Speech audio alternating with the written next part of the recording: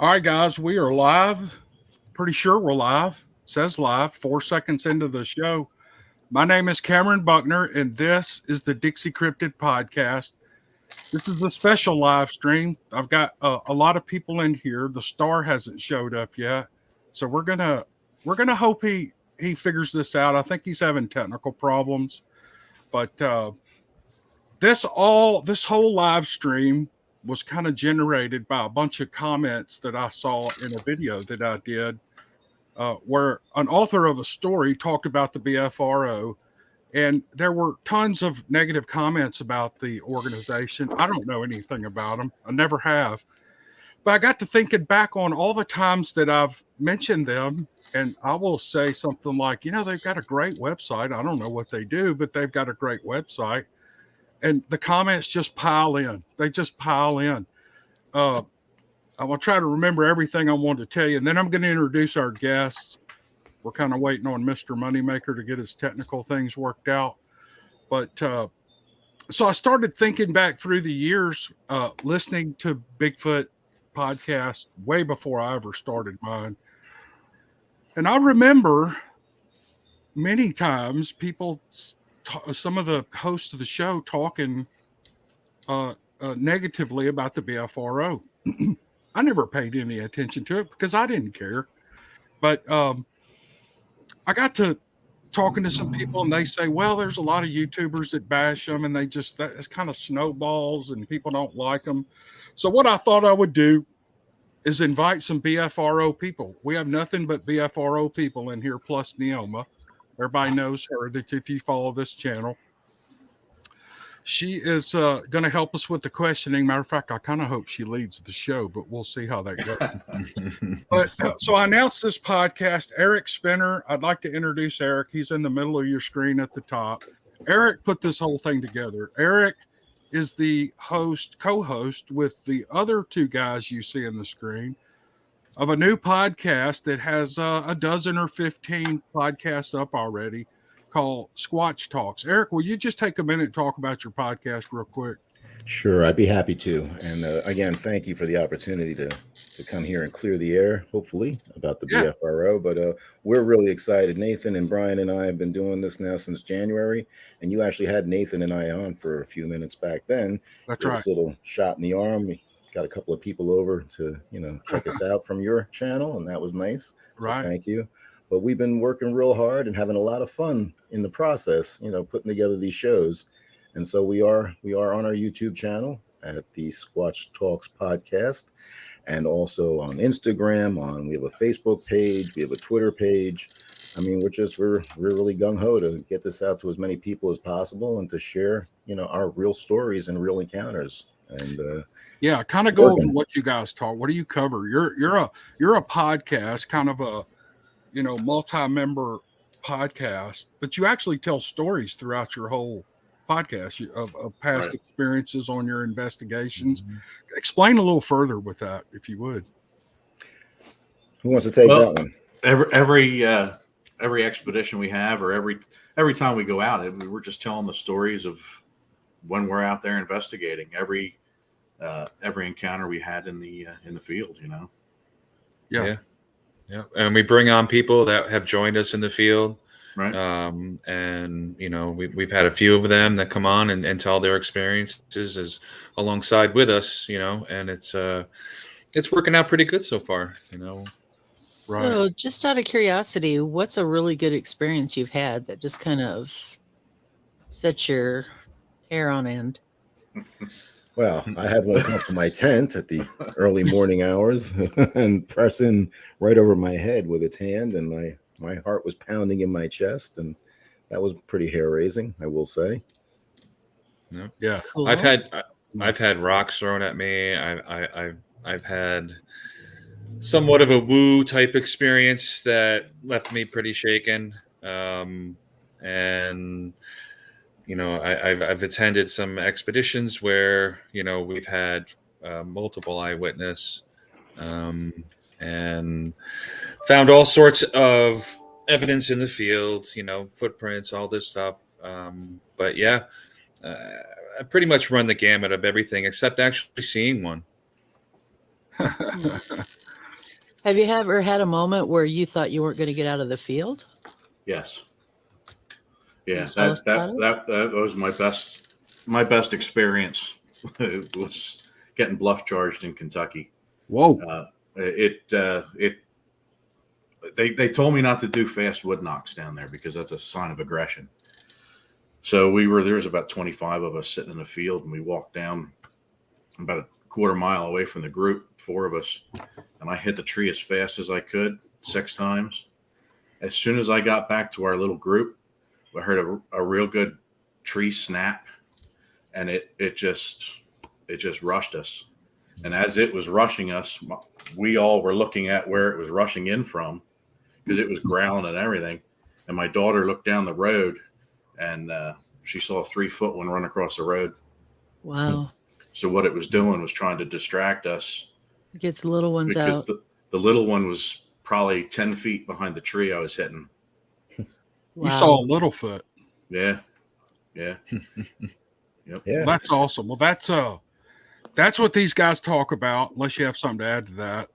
Well, I've seen 2, so.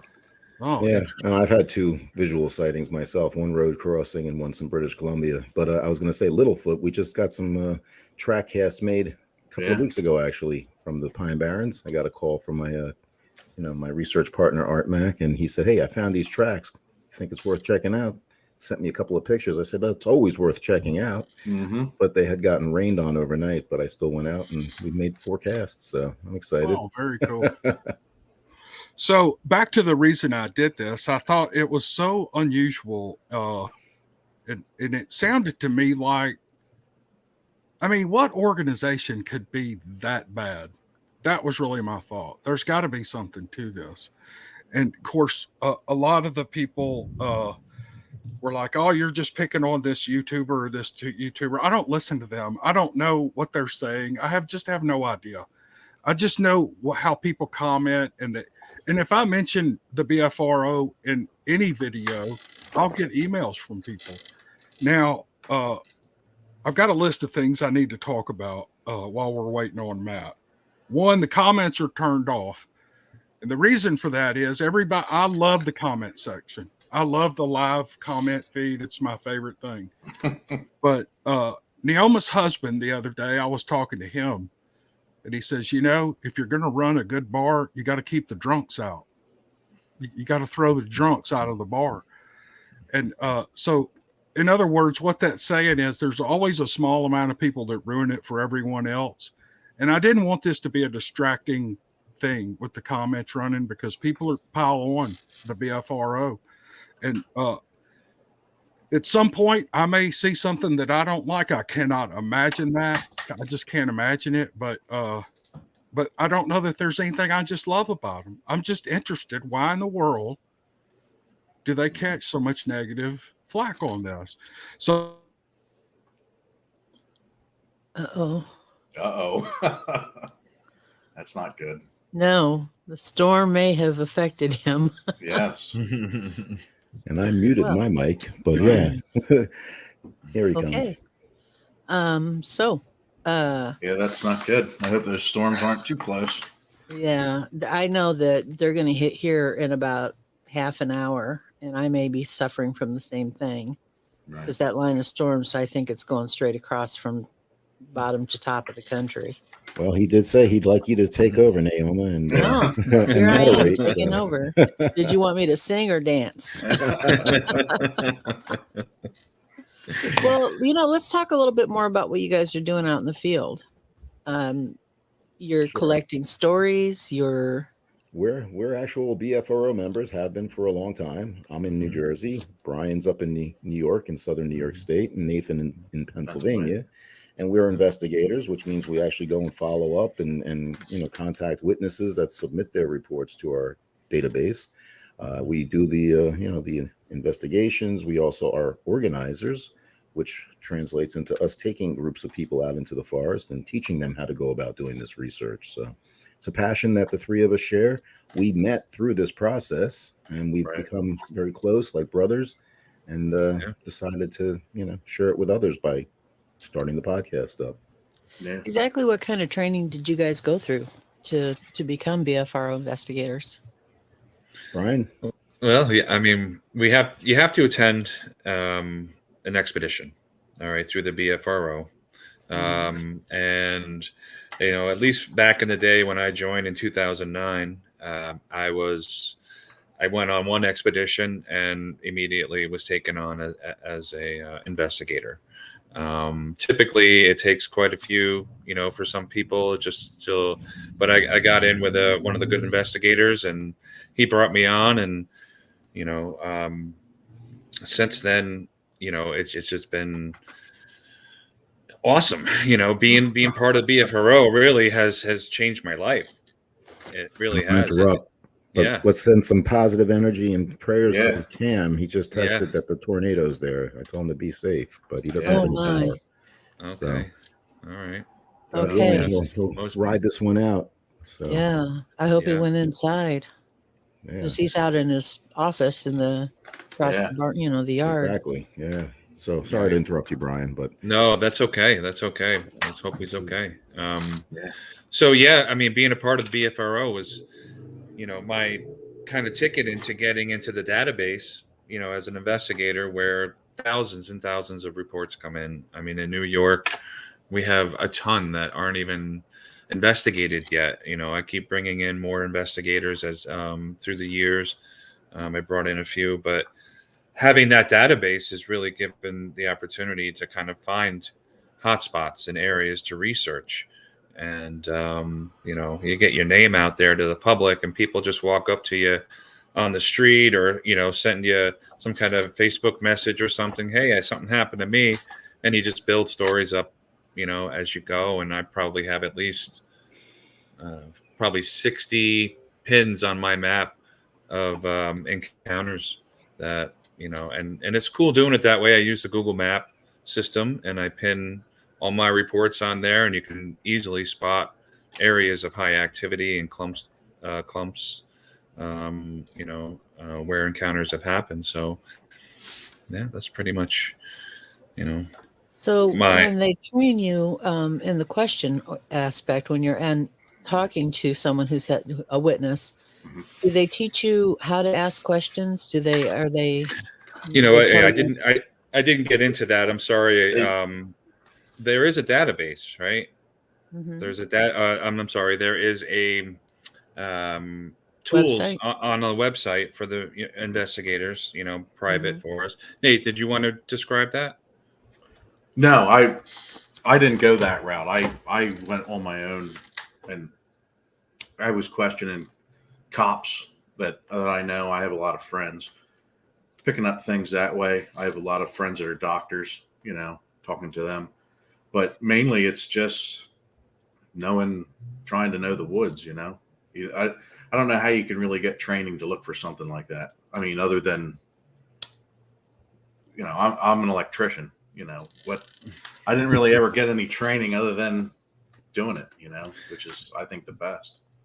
Well, the website does offer tools for Yeah. investigating. There is a whole form of questions that, we are, kind of, it's our tools as far as figuring out things. We try to ask as many questions to get to the bottom of things so that we can make our own interpretations. So, But you gotta read the whole situation too. You can't just listen to what they have to say. I mean, right.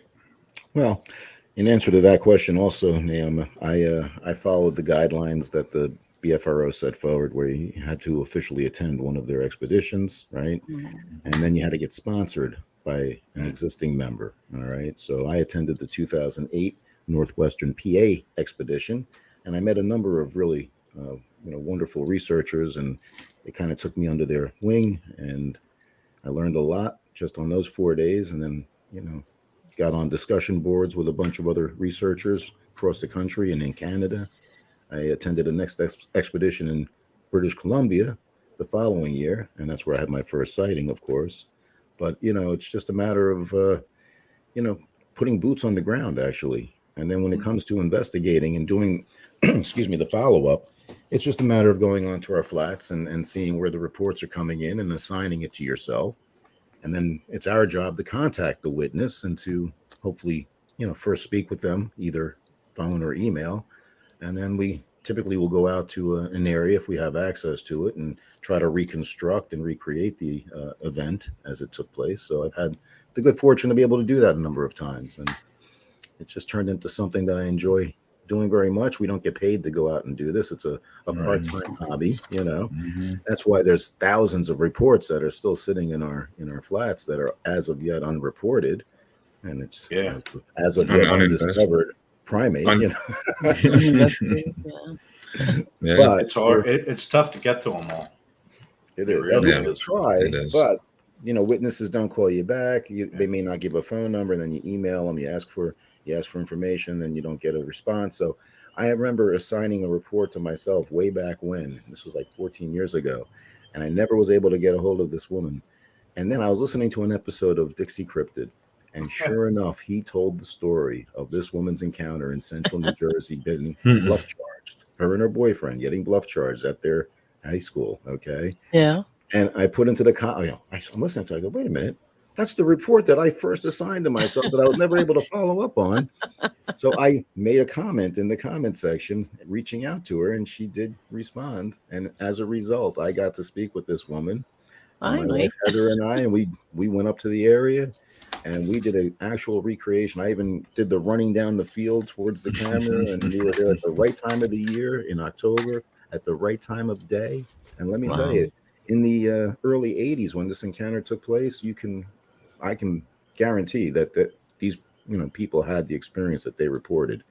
Yeah. And it was a Class A sighting. Yeah. Wow. So those are different. We use different terminology as far as Class A, Class B. You want to explain that? Well, Class A is a full, clear visual sighting of a Sasquatch. Class B involves maybe some vocalizations, track, impressions, wood knocks, whistles, things like that. Unclear sightings where you might just have like a brief glimpse of one.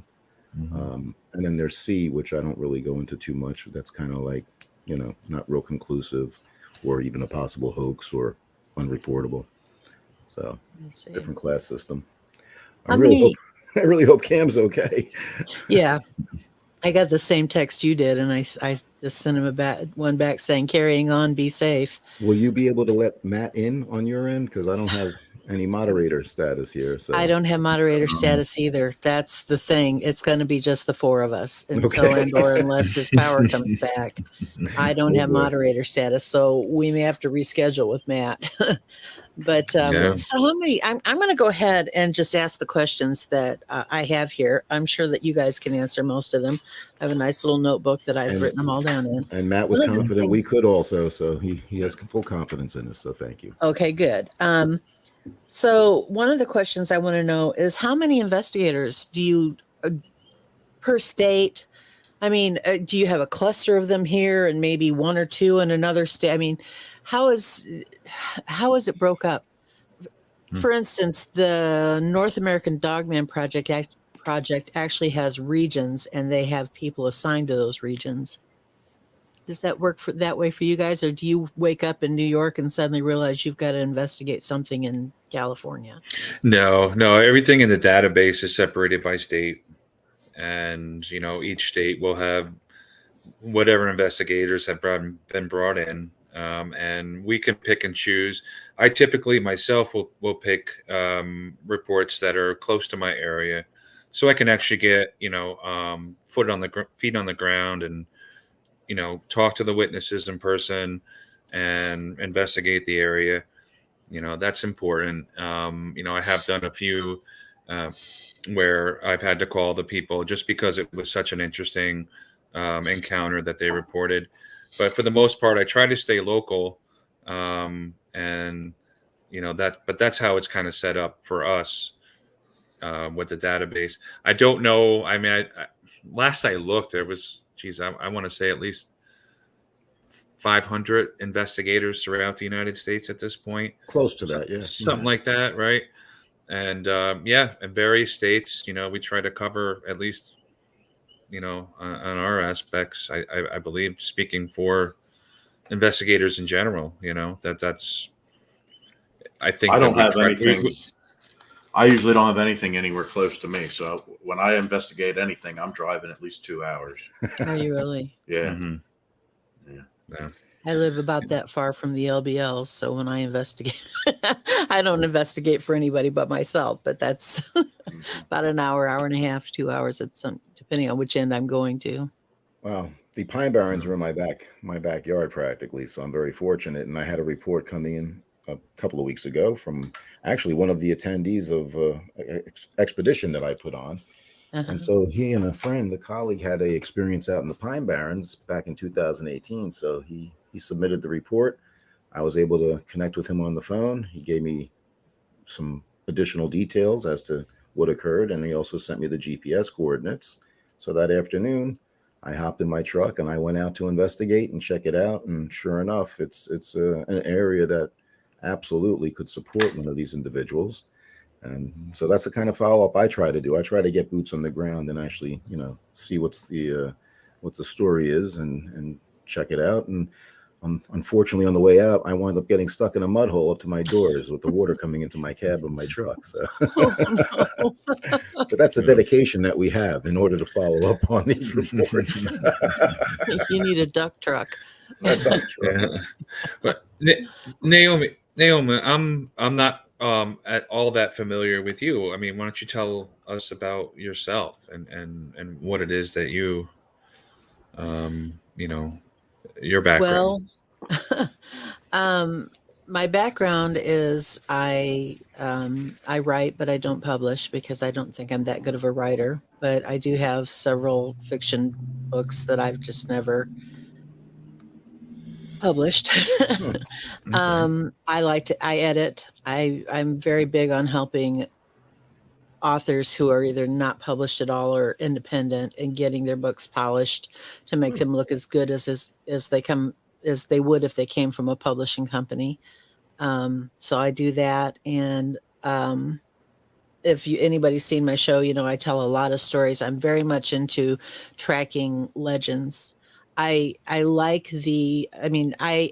an experience, which I just recently told about in my last episode, back in 84 and a second one in 85. And it's not so hard to talk about now.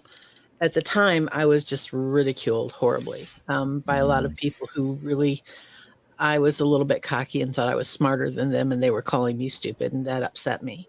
But I've always had an interest in cryptids. That's always been just a fascination for me since I was a little kid and saw Legend of Boggy Creek. And so I am very much into finding places where there's a place here called Montgomery Bell State Park in Tennessee, which is where I'm at. And there's a legend there it's called Werewolf Springs because there's a werewolf there. And right next to that is a place called White Bluffs, and there's a White Bluff screamer there. And those are that's the kind of thing that really fascinates me. And so I've just collected these stories over the years. I have dozens of books, and don't let the books behind me throw you off, because those are all my husband's and they're all music books. But I have a lot of books on various places. I have books on swamps. I have books on Pennsylvania, which I am convinced is the most paranormal place on the planet. Every time I turn around, there's another Pennsylvania story, Nate. Yeah, it's fun here. It is. Yeah, it's amazing. Everything. You've got it all. You've got cryptids, ghosts, just everything. And so I've never really been fond of my voice. And so I never thought that I would ever have this. I've always wanted to do this, but I thought nobody's going to want to listen to this awful. And I never wanted to do this because it scares the hell out of me. I'll bet you've never met somebody before who likes to give public speeches, right? No. I give me a audience, a microphone, and a locked door, and I can go for hours. Wow. And especially with the door locked. And Well, yeah. I love public speaking. I love getting up in front of an audience. I'm not real big on hanging out with people. I am very reclusive for the most part. What you see here is generally my world. But it put me in front of an audience, and I am just happy as can be. So that part didn't bother me. It was just the thought, who's going to listen to me? And Cam kept telling me, oh, go ahead, try this. And he kept telling me, record this story for me, record that story for me. You can do this, because he's such a cheerleader. Mm-hmm. I mean, you're never going to meet a greater guy than Cameron Buckner. That's all there is to it. And so here I am. Now I have a YouTube channel and a podcast. So, Awesome. but that's about it for me. I'm not all that interesting of a person. Sorry. Oh, Are there any other questions that were submitted to Cam that you think we should have? Well, I've got my questions, and I've got quite a list of them. So I'm gonna one of the things I'm really interested in is, so when somebody sees a Bigfoot or a Sasquatch or whatever you want to call it, I actually think the word Sasquatch is irritating to say, so I usually don't say that word. But so when somebody sees one, of course they're nervous, they're upset, they're shook up. It's normal to react that way. And then, of course, most people don't write well. I mean, writing is a skill. So I know that you've got your forms to fill out. I also know that they leave a lot to narration. And I know that when you compound being upset or nervous with trying to write, you get a lot of mumbled up stuff. How mumbled does it get before you finally have to say, no, I have to reject this, I can't do it? Or is it an automatic rejection? Do you take that regardless and go just barrel through it? I no matter what it reads like, if it sounds like it's something I got to investigate, I investigate it. I don't think I've ever thrown one away just because of the way it reads. I lie. One of them I did, because Bigfoot was coming out of the liquor store in the middle of Reading, and it just wasn't, That was mine. I was like, okay, now that one's, I'm not going to look at that one. But there are some obvious hoaxes that we get in, and plus, when Finding Bigfoot was on air, of course, we got thousands of submissions from young people who were, interested in, I heard a whistle, and they wanted Bobo to come investigate. You know what I mean? Yeah, they wanted to meet Bobo. Right. So we got in a lot of those.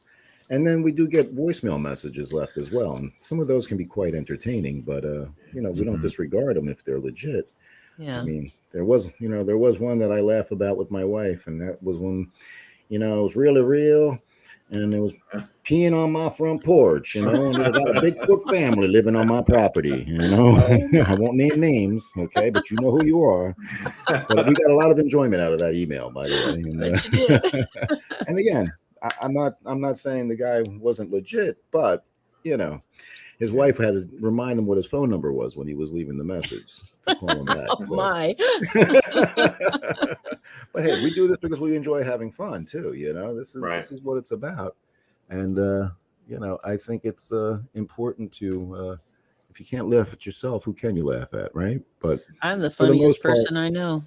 I don't change reports. You know what I mean? As far as I know, none of us are altering the reports. In fact, if there's misspellings, we leave those in generally, unless it's just really difficult to understand. Then we might correct something like that. But honestly, we don't. And then there Brian were touched the camera. That's rule number one with us when we record. Don't touch your camera, Brian. Yeah, exactly. That's terrible. He didn't have his camera on apparently, but it's okay. So yeah, And I mean, as I far don't as I have know, that's not something we do typically. We don't change any of the reports. I can't really. I mean, unless it comes up with spell check. I mean, I need grammar check on my computer because that's what I use Eric for. I know my punctuation's terrible. I'll have 17 sentences in a row, but I know there's a couple of people that I will edit them as we submit them. It's just to make sure you don't sound like an idiot. I don't know that they really ever change anything though. Sorry, I was just seeing if there's any chance at all that I might have monitor. I don't. I think I can't even bring him in. I I know. don't know if he can get himself back in. But well, so as you brought it up, so I'm going to go ahead and ask: do you feel like finding Bigfoot has affected the reputation of the BFRO at all? And if so, how? I definitely do. I mean, I think there's been some misconceptions. Okay, Matt and Bobo and Renee and Cliff, those were the actors or the real researchers actually, and Renee being a biologist, of course. But they got together on Animal Planet to do this show. But they were really told what to do by the producers. They had final say on how things were going about, and they wouldn't normally go out with a crew of camera people and audio people and lights on and stuff like that, even though they did use a lot of the night vision type cameras and stuff. I participated in a few different filming episodes, so I can tell you from firsthand experience how this goes down. And that's not how we go about doing it in the field when we go out as a group. I'm not going out there traipsing around with a bunch of people making all kinds of noise, although we do employ wood knocks as a technique, but done in the proper way. And I'll do whoops and a couple of calls if necessary, vocalizations, and we've had tremendous results. I mean, Nathan and Brian and I all have a very good reputation as far as the expeditions go, with people having a good time and leaving there feeling and usually some activity too. Oh yeah. Oh yeah. My last expedition, we were going to tell the stories on our next episode. And we recorded Eric recorded 3 really good howls because I sent them to my honey holes, so to speak. That's right. But getting back to your question though, finding Bigfoot definitely has been an issue because it went on for as many years as it did. I think it was a great show, and it brought a lot of awareness to more people about this and maybe made them feel more comfortable in reporting a sighting, But obviously it was made for television, not quite as fantastical as maybe Mountain Monsters or whatever the other one was, which was kind of a jokey type of thing. Again, but that's the misconception, that the BFRO is associated with finding Bigfoot, and it's not. I mean, that's a show that was on Animal Planet and did very well, and again brought a lot of awareness out there. However, the BFRO has the world's largest database of encounters and sightings. Matt has done a great job bringing people together, investigators together, who go out and do this type of research and follow up. And honestly, there's always a few bad apples in any organization, as far as I can tell. You know what I mean? But we wanted to come on and talk with Cam and to set things straight that, not everybody in the BFRO is making any mistakes, or I don't know of any, honestly. Everybody I've met have been pretty legitimate and reputable and good people. We have a group, group Facebook page was just investigators. And if you have questions on things, how would I go about doing this or doing that? There's plenty of people that are willing to answer, and from all different walks of life with different, educations too, different skills. Yeah. And I'm always picking brains, and it's just a good organization. I wouldn't have met Eric otherwise, I think though the problem is because Matt Moneymaker is involved, and I'm not discrediting him at all for it. People assume that what they see on Finding Bigfoot is what's happening with the BFRO. Exactly. It just was almost unfortunate that he had created it in 95? Yes. He started it. BFRO was found in 1995. So it was been around forever before Finding Bigfoot even became a thing, And he had an encounter in Ohio prior to that, and that's what led him to have an interest in this topic. And there's comments I see being made that he never even saw one. He thinks he knows everything. I'm going to let him answer for all those, though. I'm not going to speak for Matt. Yeah, obviously. I understand. But I've read them. I've read those comments, and I kind of shake my head and I say, wow, without getting to know somebody, without actually speaking to them, how can you make this judgment call? And Cameron has said it a number of times in his promo videos for leading up to this, how, hey, if you're not willing to give somebody an opportunity, at least to listen to them, then, that's really not fair. I totally agree with that, which is why I was really interested in being a part of this this evening, because I do.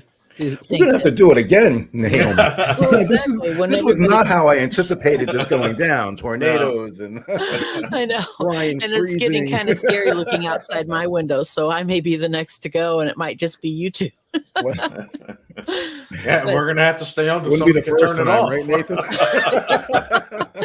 Yeah, that's right, guys. I don't have the ability to turn us off either. So I guess just when we all click out and it'll go off all by itself. People will be watching, going like, "What the heck is this?" I tuned in to watch Matt Moneymaker, and I got to check out these two bozos with Naomi. I mean, come on. They don't even get Look what I Cam paid Buckner for. tonight. right? I'm so sorry. I'm sure if the comment section was on right now, people would be saying all kinds of crazy I'm things. sure. Well, I'm glad he turned it off before he got taken out, of the show. Yeah. But, honestly, I mean, I couldn't believe it. Can I briefly say how this came about? Sure. We had spoke. Nathan and I actually came on Cam's show back in January, like I said, and he said to us back then, "Hey, when you get like a dozen episodes put together, give me a call. We'll get you back on again." And I remembered that. Okay. So we got like 14, 15 episodes on YouTube now, with 5 on our podcasting. I'm still editing some more to, drop soon. And so I'm listening, to Cam almost every night before I go to sleep. And then in the morning I see this, "Let's talk to the BFRO, banner on one of his videos." And I said, "What?"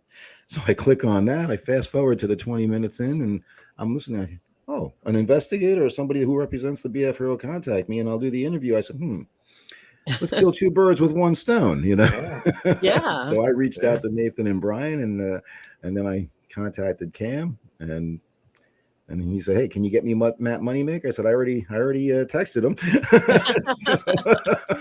Pretty This cool. all came together within a day, but we decided this was last week. We decided to, make it for this Wednesday so that we'd have a little bit of time to promote it and get the word out. And I was just blown away that we got it all put together. And I'm so excited to be here, of course. But obviously, it's not the way we anticipated things happening. So No, the weather did not want to cooperate, clearly. So Matt, if you're listening, please reconsider coming back on with us again. Yeah. Okay.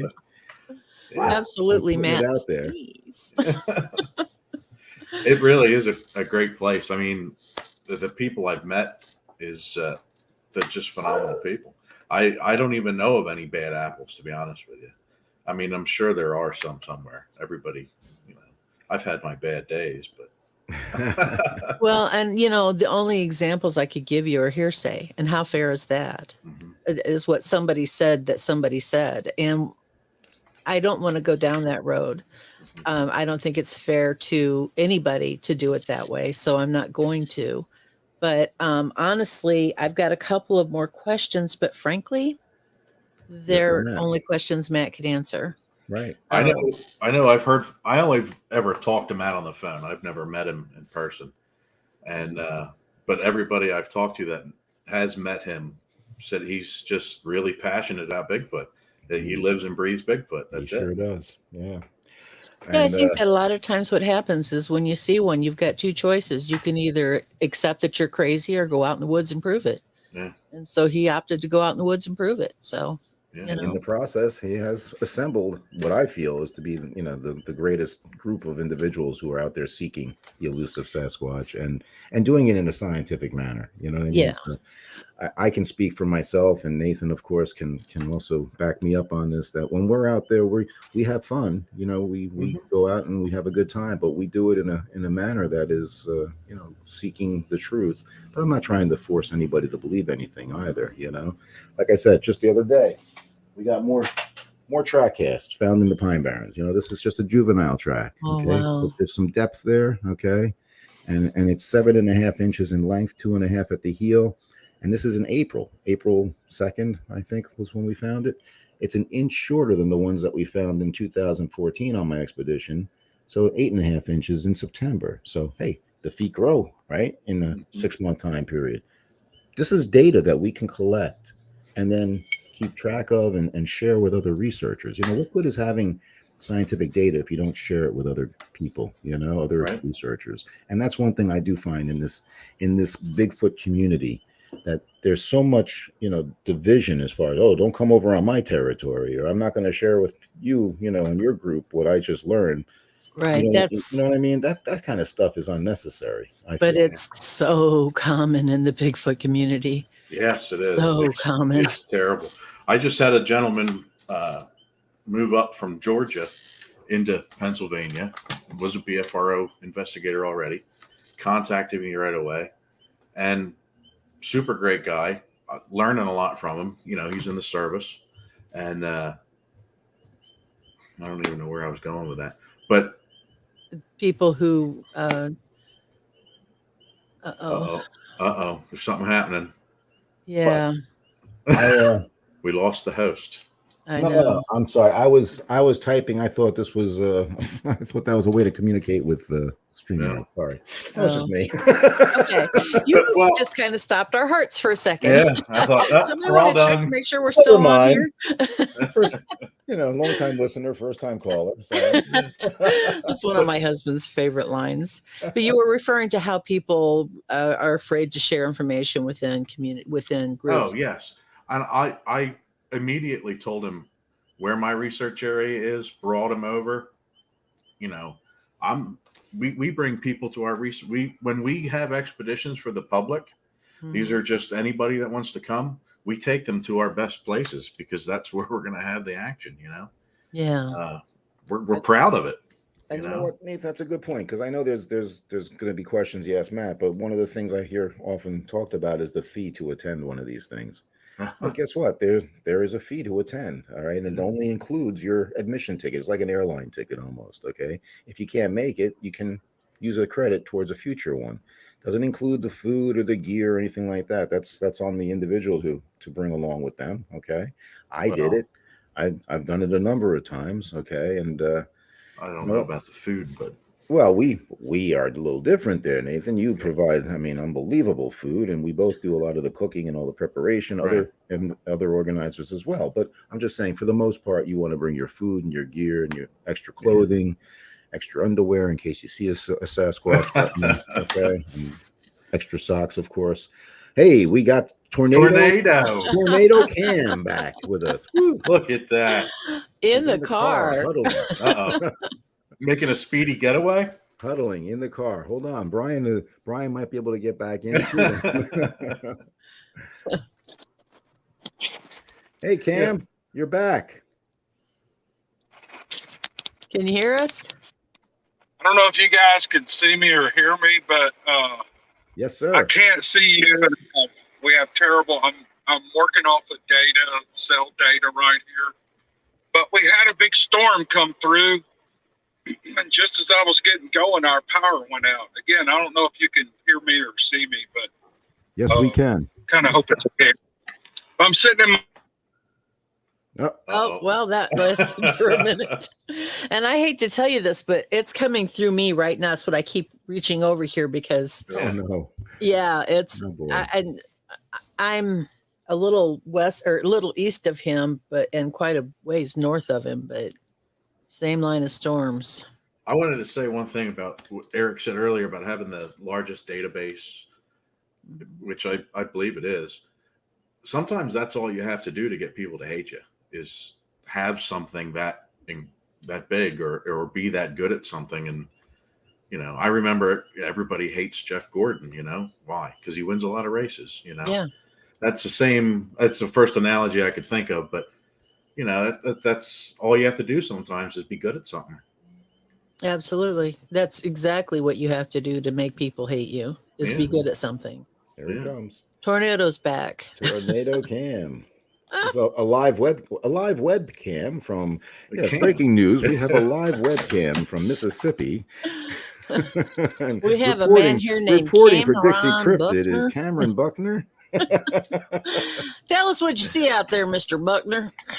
I asked him if he could readmit Brian before he leaves again. I don't think he can actually hear us. No, he could. I swear. Well, hey, I appreciate you taking the time to be with us tonight, Naoma. And I just don't know how we're going to end it without him on his end. That's the only thing. Well, we'll just click out and it'll kill the feed. Right? But, okay.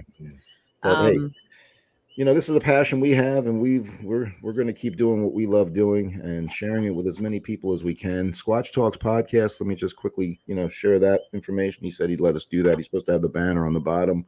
Obviously, that's tough to do in a tornado, but Squatch Talks podcast. We're on YouTube. We also are on various channels or platforms near you. Instagram, it's Squatch_Talks_podcast, and Twitter, of course, Facebook.